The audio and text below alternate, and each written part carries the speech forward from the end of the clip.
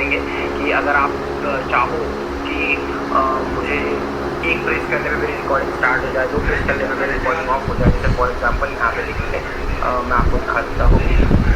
यहाँ पर रिकॉर्डिंग कर लेंगे, ये देखिए स्टार्ट रिकॉर्डिंग। अगर मैं मेरे कीबोर्ड से वन प्रेस करा एंड टू प्रेस करा, तो वन से मेरी स्टार्ट रिकॉर्डिंग हो जाएगी और टू से मेरी स्टॉप रिकॉर्डिंग हो जाएगी। सेम आप इस तरीके की कॉल रिकॉर्डिंग ये सब भी कर सकते हैं। कॉल की थ्री से आगे रिकॉर्डिंग कॉल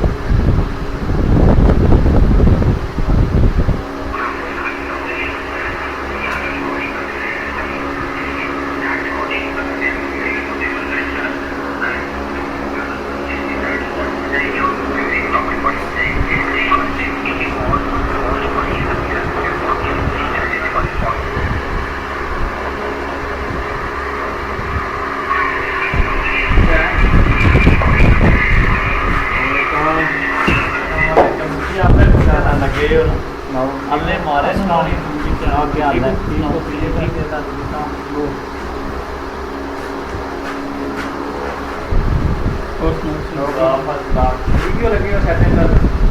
बस कोई लगे हैं काम निकल जा कर आओ